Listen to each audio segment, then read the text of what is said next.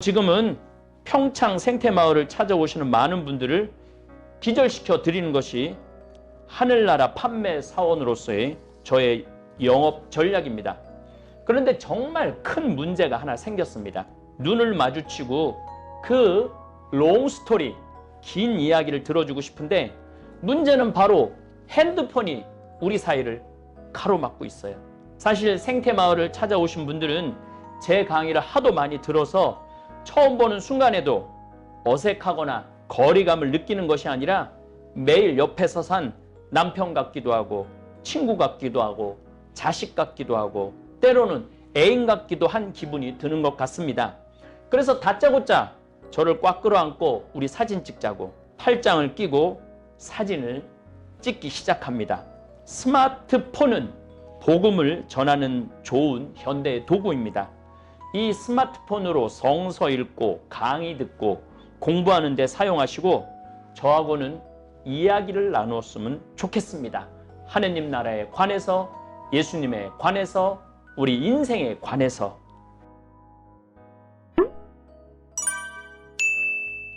제가 매일 미사 강론을 하면서 성서 공부를 요즘 다시 많이 하게 됩니다. 성서 공부는 해도 끝이 없는 것 같습니다. 우린 요즘 거의 주일이든 평일이든 요한복음을 듣습니다. 오늘 들으시는 네발딱, 우리 신학생 때는 네발딱이라고 그랬어요. 네 발을 씻기신 예수님을 네발딱이라고 그러는데 네발딱 복음을 듣습니다. 요한복음은 최후의 만찬, 네발딱, 제자들의 배신, 순환, 부활까지 무려 요한복음 전체가 21장인데 13장부터 21장까지를 할애합니다. 다시 말씀드려 복음서의 거의 반을 마지막 날에 일어난 일을 묘사하고 있고 증언하고 있죠. 마태오복음은 총 28장으로 이루어져 있는데 최후의 만찬부터 부활까지는 26, 27, 28장 3장으로 구성되어 있습니다. 마르코복음은 총 16장으로 구성되어 있는데 14장, 15장, 16장이 최후의 만찬부터 부활 내용입니다. 루카복음은 총 24장 구성되어 있는데 22, 23, 24장이 예수님의 마지막 날을 증언합니다. 그런데 유독 요한복음만 13장부터 21장까지 무려 9장에 걸쳐 다른 복음, 세 복음하고 똑같은 분량이죠. 9장에 걸쳐 최후의 만찬부터 예수님의 부활까지 내용을 강조합니다. 특별히 오늘 복음에서 예수님은 제자들의 발을 씻어주신 다음 제자들에게 여러 가지 말씀을 하죠. 나는 포도나무요 너희는 가지다. 아버지 이 사람들이 하나 되게 해주십시오. 이런 내용들이 그 후로 나옵니다. 서로 사랑하여라. 이것이 내가 너희에게 주는 계명이다. 이 내용들이 13장 이후에 다 나옵니다. 오늘 제자들의 발을 씻어주시는 예수님의 모습은 제3옥 목표와 사제로서의 삶의 지침이 있는 성서구절입니다. 사실 예수님은 구원사업을 창설하신 창설자이십니다. 이 구원사업이 창업한 지 2000년이나 되었습니다. 보통 회사들이 창업 100주년, 창업 150주년 그러는데 우리 그리스도교는 창업한 지 2000년이 됩니다. 아마 인류 역사 안에서 가장 규모가 크고 가장 오래 지속된 사업이 구원 사업입니다. 그리고 이 구원 사업은 인간이 지구에서 살아가는 한 지속될 것이라고 저는 굳게 믿습니다. 예수님은 최고 경영자이시고 창설자, 창립자이십니다. 저는 그럼 뭐냐? 저는 영업사원이죠. 영업부장 정도 되겠죠. 저는 영업부장 정도 되고 지금 열심히 주위의 교우들한테 전교하고 다니는 우리 열심한 교우들은 영업사원이죠. 제가 파는 콘텐츠, 내용물은 하늘나라입니다. 지구의 인간으로 태어난 사람들에게 저는 하늘나라를 판매하고 있습니다. 이 하늘나라는 그냥 자동차 구입하는 거하고 차원이 다르다. 이 하늘나라를 살면은 영원한 생명을 얻을 수 있다라고 이야기하고 있는 것이죠. 우리 영업 전략은 고객 만족도 아니고 고객 감동도 아니고 고객 기절입니다. 오늘 예수님이 기절시켜 준 거죠. 제자들 발 씻어 줌으로 해서. 텔레비전 홍보 광고를 보신 분들, 기업들이 자신의 컨텐츠를 판매할 때 우리는 고객 만족을 위해서 최선을 다하겠습니다 라고 광고하죠. 그래서 여러분들 고객 만족이라는 단어를 참 많이 봤을 거예요. 그런데 어느 날 광고 문구가 바뀌기 시작했죠. 우리는 고객이 감동할 때까지 뛰어다니겠습니다. 그래서 고객 만족은 이제 별로 없고 이제 고객 감동이라는 단어가 요즘 많이 나오죠. 그런데 벌써 20년 전부터 이제 고객 만족, 고객 감동을 넘어서서 이제는 고객 기절의 시대가 왔습니다. 광고를 보면 물건을 보고 기절하는 장면이 많이 나옵니다. 옛날에 뭐 처음 핸드폰 나왔을 때 핸드폰 막 하다가 전보산대 못 봐갖고 전보산대에 부닥쳐갖고 기절하는 그런 광고가 있었어요. 그게 뭐냐면 우리 핸드폰 쓰면은 기절시켜 주겠다 이것이죠. 오늘 제자들의 발을 씻어주신 예수님은 고객 기절이 무엇인지를 분명하게 보여주십니다. 스승인 예수님께서 몸소 수건을 허리에 두르시고 흙과 먼지가 묻어있는 제자들의 발을 씻어줍니다. 과월절, 지금 과월절 이거를 기념하고 있는데 과월절이면 이스라엘은 우기가 끝나는 계절입니다. 저도 이스라엘 과월절 기간 동안 이스라엘을 순례한 적이 있습니다. 이스라엘은 보통 과월절이 3월 달 말부터 4월 초에 걸리죠. 항상 우리 부활절하고 같이 걸리는 겁니다. 그런데 이스라엘의 진흙은 정말 장난이 아니에요. 뭐 우리나라도 진흙 많은 데는 그 흙이 묻으면 3년을 간다는 그런 이야기들이 있지만 제가 그때 걷고 걸은 황토 진흙이 10년 전에 있는데 아직도 제 신발에 묻어 있습니다. 일부러 뛰지 않는 것도 있지만 정말로 기가 막힌 황토죠. 예수님 시절에는 샌들을 주로 신고 다녔습니다. 그러니 분명 흙길을 다녔던 제자들 발에는 몇 번을 씻어도 미끌거리는 진흙이 있었을 것입니다. 이런 제자들의 발을 예수님은 일일이 다 닦아 주십니다. 내 발 딱 예수님입니다. 하느님의 아들이 배반할 제자들의 발을 씻어 주신 모습을 보면서 저도 성당을 찾아오는 교우들, 하늘나라를 구매하신 우리 고객들을 기절시켜 주어야겠다는 결심을 참 많이 했습니다. 여러분들 가끔 어제도 우리 동창 신부들하고 그런 얘기를 참 많이 했지만은 성당에 나오면은 실망스러운 교우들 많아요. 그리고 심지어는 등을 돌려 떠나는 교우들도 많고. 근데 오늘 예수님은 한 두세 시간 후면은 당신을 배반할 사람 제자들이에요. 당신을 곧 배반할 제자의 발을 씻어주는 거죠. 배반할 줄 알면서도 발을 씻어주는 거죠. 그게 바로 우리가 갖춰야 되는 모습이라는 생각 듭니다. 저도 사제로서 살면서 저를 밟고 가는 교우들 가끔 만납니다. 그런데 그 교우들한테 실망해서 하늘나라 판매하는 일을 그만둬서는 안 되는 것이죠. 물론 지금은 평창 생태마을을 찾아오시는 많은 분들을 기절시켜 드리는 것이 하늘나라 판매 사원으로서의 저의 영업 전략입니다. 그런데 정말 큰 문제가 하나 생겼습니다. 평창 필리포 생태마을을 찾아오시는 분들은 한국뿐 아니라 전 세계에서 찾아오십니다. 천주교 신자뿐만 아니라 불교 신자, 개신교 신자, 아예 신앙이 없는 분들도 많이 옵니다. 뿐만 아니라 저를 찾아오시는 분들은 인생의 전환점을 맞이하시는 분들이 많이 옵니다. 특별히 암이 걸려 생사를 오가던 분들이 제 강의를 들으면서 웃어가면서 그 어려운 시기를 이겨냈다고 신부님 너무 만나고 싶고 보고 싶고 해서 찾아왔다고 하십니다. 또 때로는 부모님이 세상을 떠났는데 제 죽음과 함께 강의를 들으면서 희망을 가지고 죽음에 대한 두려움 없이 죽음을 잘 준비해서 부모님이 떠나셨다고. 이렇게 찾아오는 분들도 참으로 많습니다. 그런 마음을 저도 잘 알기에 일일이 손잡아 드리고 발은 씻어 드리지 못해도 눈을 마주치고 그 롱스토리, 긴 이야기를 들어주고 싶은데 문제는 바로 핸드폰이 우리 사이를 가로막고 있어요. 사실 생태마을을 찾아오신 분들은 제 강의를 하도 많이 들어서 처음 보는 순간에도 어색하거나 거리감을 느끼는 것이 아니라 매일 옆에서 산 남편 같기도 하고 친구 같기도 하고 자식 같기도 하고 때로는 애인 같기도 한 기분이 드는 것 같습니다. 그래서 다짜고짜 저를 꽉 끌어안고 우리 사진 찍자고 팔짱을 끼고 사진을 찍기 시작합니다. 물론 저 자신도 그 간절한 마음을 잘 알기 때문에 사진을 처음에 많이 찍었습니다.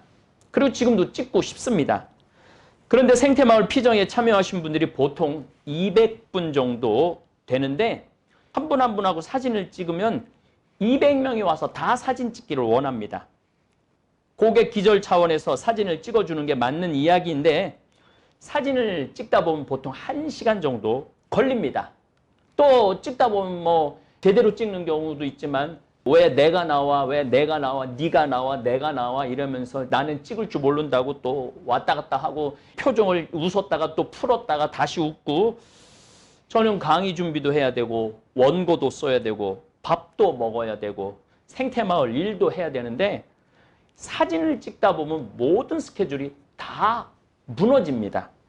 더욱 중요한 일은 생태마을 피정 중에 저녁 식사 후에 강이 내려다 보이는 근사한 곳에서 요즘 느티나무가 또 쫙 자리를 잡아갖고 아주 거기서 이야기를 하면은 느티나무 서로 부닥치는 사그락사그락 거리는 소리에 많은 피정객들이 둘러앉아 이야기 나눌 때 저도 같이 끼어서 눈을 마주보고 재미난 이야기도 나누고 제가 또 이야기를 하면 즐겁게 이야기하는 그런 비법을 갖고 있지 않습니까? 그래서 그런 이야기를 나누고 싶은데 일단 사진 찍기 시작하면은 대화는 딱 중단이 돼버려요. 눈을 마주보고 재미있고 의미 있는 대화를 할 수가 없습니다. 그래서 작년 제가 건강이 좋지 않아 갖고 쓰러지고 난 다음부터는 아예 생태마을 안에서는 사진을 찍지 않습니다. 그래서 그 멀리에서 오신 분들이 제가 사진 안 찍는다 그러면 되게 섭섭해하고 또 눈빛이 실망스러운 눈빛을 제가 많이 봅니다. 우리 직원들이 사진 찍고자 하는 분들을 말리기도 하고 제지하기도 하고 또 때로는 제가 하양을 하기도 합니다. 그런데 항상 마음 한구석이 가시에 걸려있듯 목구멍에 가시 걸려있듯이 불편합니다. 그 멀리서 얼굴 한번 보려고 오셨는데 사진을 거절하는 제 모습이 고객 기절 영업 전략에 맞지 않는 것 같기도 하고 그래서 고민하고 기도했습니다. 예수님 어떻게 하면 좋겠느냐고 뭐가 가장 좋은 방법이냐고 예수님은 사진 찍는 것보다는 만남이 더 중요하다고 말씀해 주시는 것 같습니다. 왜냐하면 예수님은 사진 찍지 않으시고 대화하기를 더 좋아하셨습니다. 그래서 오늘 이후에 평창 생태마을을 찾는 분들에게 정말로 부탁드립니다. 저를 보면 냅다 휴대폰 꺼내갖고 사진 찍지 마시고 대화를 했으면 좋겠습니다. 또 제 얼굴이 씹다 뱉은 수제비 같이 생겨서 사진 찍어봐야 모양새도 좋지 않습니다. 한마디 더 말씀드리자면 사진을 1시간 정도 찍으면 제 혼이 다 나가는 것 같습니다. 여러분들은 여러분들하고 저하고 개인이지만 저는 100명, 200명하고 사진을 찍게 되는 거죠. 누구는 찍어주고 누구는 찍어주지 않으면 또 상처를 주기도 하죠. 제가 뭐 연예인도 아니고 인기 먹고 사는 사람도 아니니까 저는 대화하고 싶습니다. 왜 생태마을을 찾아왔고 어떻게 그 기가 막힌 하늘나라를 구매하게 되었는지 이야기를 들어보고 싶습니다.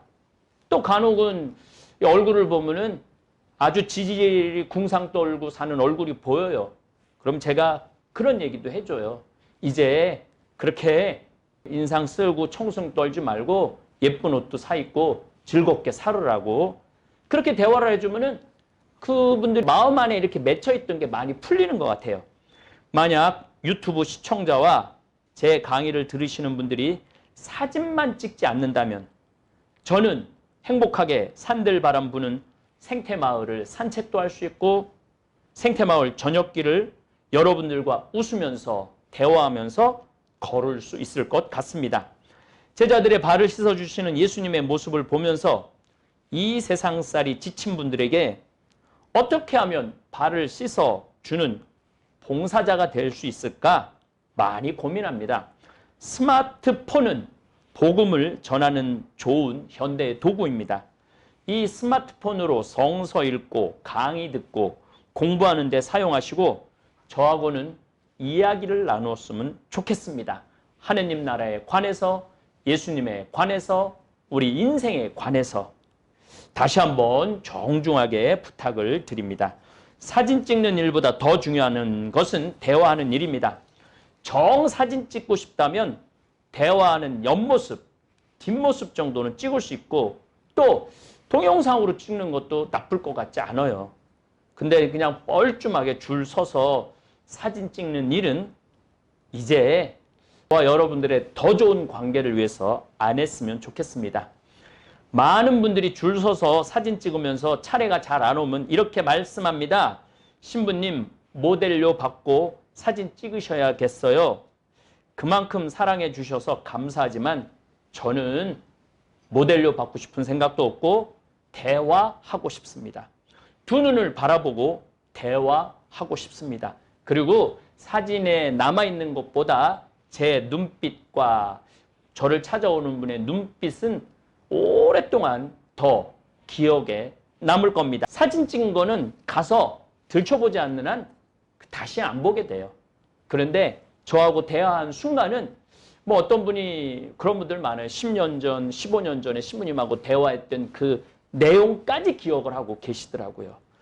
예수님께서 제자들의 발을 씻겨주시고 제자들을 위해 기도하고 대화하셨듯이 이곳 생태마을에 수많은 사연을 가지고 오시는 분들하고 대화, 이야기하고 싶습니다. 저를 많이 도와주시기를 간청합니다. 오늘도 황창현 신부님의 강연에 함께해 주셔서 감사합니다. 우리는 하루에도 수많은 말을 주고받습니다. 안부 인사, 일상 이야기, 때로는 푸념까지 말은 넘치지만 그 속에 진심이 담긴 대화는 얼마나 있었을까요? 스마트폰 카메라에 담긴 한 장의 사진.